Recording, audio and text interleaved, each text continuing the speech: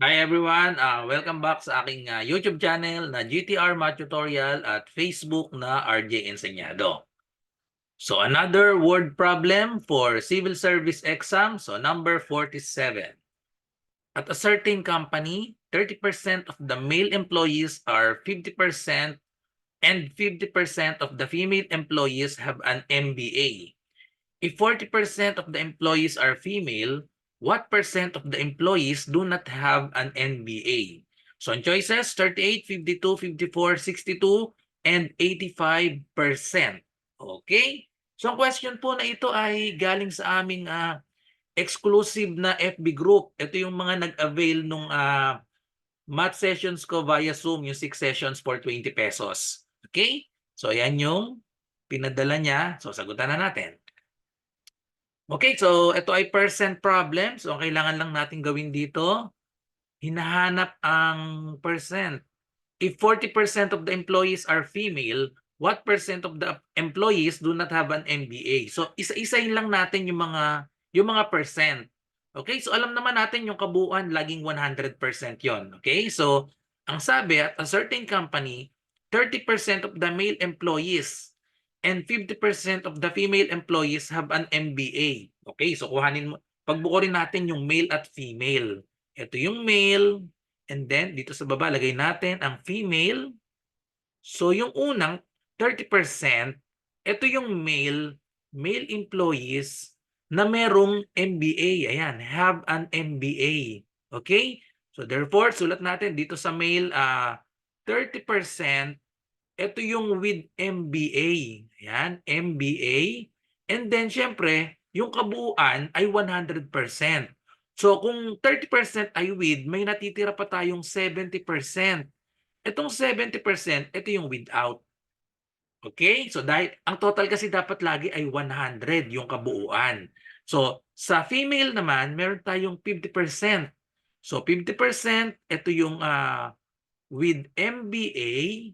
So syempre, yung kabuuan, subtract natin sa 100, yung without MBA ay another 50%. So ang total, 50 plus 50, 100 ang total. Okay, and then meron tayo dito, next statement, if 40% of the employees are female. So ito naman yung total na male at female. So lagay natin dito, male, tapos female, ito na yung kabuuan.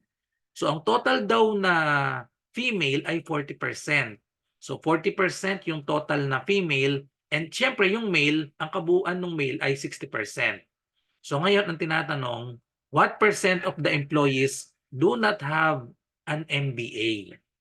So yung do not have an MBA ang kinukuha natin. Ito yon, yung without. Okay, so itong without ang hinahanap natin.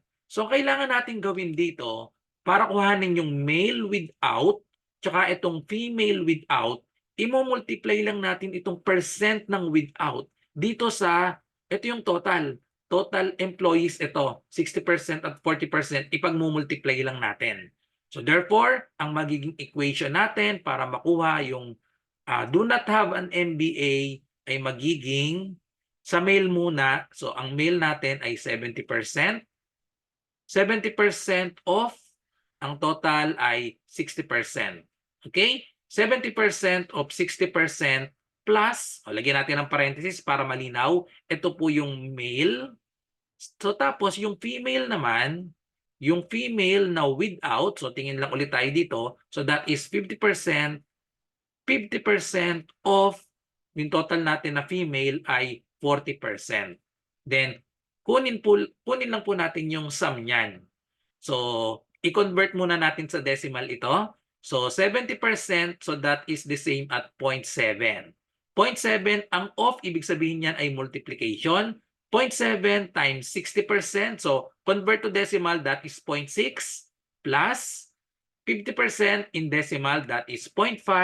Yung off ay multiplication po yan, 40%, that is 0.4. Then evaluate na lang natin yan. So therefore equal siya sa 0.7 times 0.6.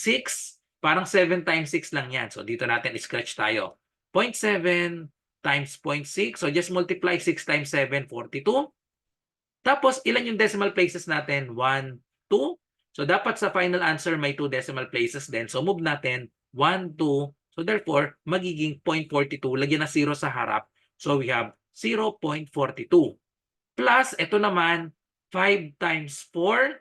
So ibig sabihin niyan, 20. Pero may ilan yung decimal places natin? 1, 2. So magkakaroon din tayo dito ng 1, 2. So lagyan ng 0 sa harap. So that is 0.20 or simply 0.2. O gawin na natin 0.20 kasi 2 decimal places ito. So tapos ipag-add natin 0.42 plus 0.20, that is equal to 0.62, and then convert that to percent. So 0.62 in percent is equal to 62%. Move lang natin ng dalawa and then put the percent symbol. So therefore, the answer is letter D, 62%. Okay, so that's it. Thank you for watching. I hope nagustuhan nyo ang explanation ko para sa percentage problem na ito.